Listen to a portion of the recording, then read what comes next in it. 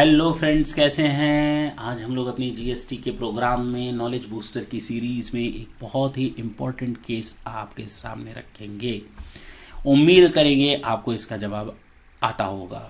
नहीं आता है? ज़रा देखते केस क्या है क्या कि एक पर्सन है, आपको मालूम है ई इनवॉइसिंग मैंडेटरी हो गया, 10 करोड़ के ऊपर का टर्नओवर है, आने वाले समय में 5 करोड़ हो जाएगा। लेकिन एक जो मेन इशू है उसको समझने की कोशिश करते हैं। एक पर्सन है जिसको ई इनवॉइस इशू नहीं करना था क्योंकि वो टर्नओवर लिमिट कम थी।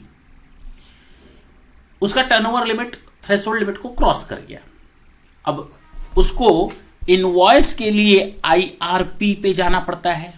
ई इनवॉइसिंग के लिए इनवॉइस रजिस्ट्रेशन पोर्टल पे जाना पड़ता है। जब वो इनवॉइस दाखिल करता है तो इनवॉइस रेफरेंस नंबर उसको मिलता है। जी सर, ये मैंने इसका फुल फॉर्म दे दिया, आईआरपी और आईआरएन का।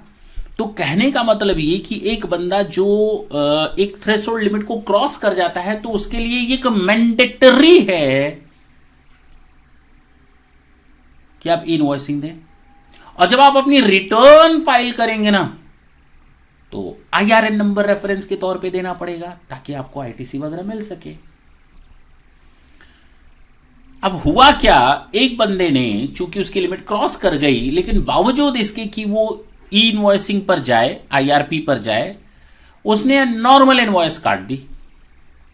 अब नॉर्मल इनवॉइस काटी, गुनाह तो नहीं किया, लेकिन हां ये तो मैंडेटरी था, he is required to use the invoicing portal. अब क्वेश्चन उसी को लेकर के है कि IRP portal show suppliers GST has been enabled for e invoicing. जिसने मुझे माल बेचा था उसको ई इनवॉइस काटना चाहिए था। However supplier doesn't provide E invoice, और उसने ऐसा नहीं किया। वो जो ऐसे नॉर्मल लोग इनवॉइसिंग करते हैं उसने भी टैक्स इनवॉइस वैसे ही काट दिया with IRN. Whether non furnishing of e invoice by supplier lead to disallowances of ITC in the hands of the recipient. क्या वो रेसिपिएंट के हाथ में ई इनवॉइसिंग जो होगी उसको क्या आईटीसी मिलेगी? जरा देखते हैं इसका आंसर क्या होगा। हमें यह अच्छी तरह मालूम है कि आईआरपी पोर्टल डिसाइड करता है ऑटोमेटिकली, आपकी थ्रेशोल्ड लिमिट देख करके वो आपको बता देता है आप ई इनवॉइसिंग पर जाएं। ठीक है, it may so happen that the particular supplier would have cross the threshold exemption limit. हो सकता है सामने वाले की लिमिट क्रॉस कर गई हो ई इनवॉइसिंग के लिए और उसको इनवॉइस पोर्टल पे अपनी इनवॉइसिंग को इनेबल करना पड़ेगा।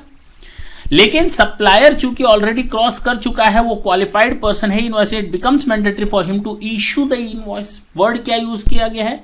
Becomes mandatory for him to issue the invoice. अच्छा, सॉल्यूशन क्या है?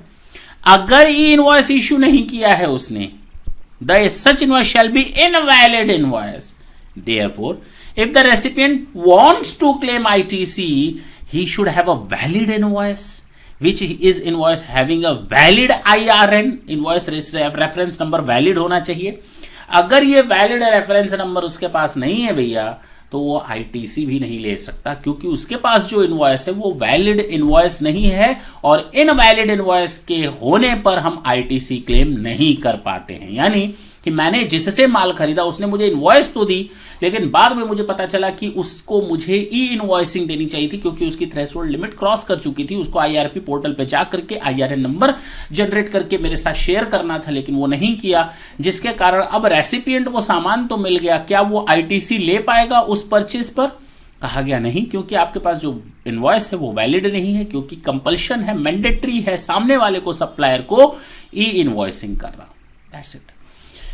ये था आज का केस। नेक्स्ट सेशन में फिर हम आपके सामने आएंगे एक नए अपडेशन के साथ। तब तक के लिए tata and bye bye. Thank you, thanks a lot.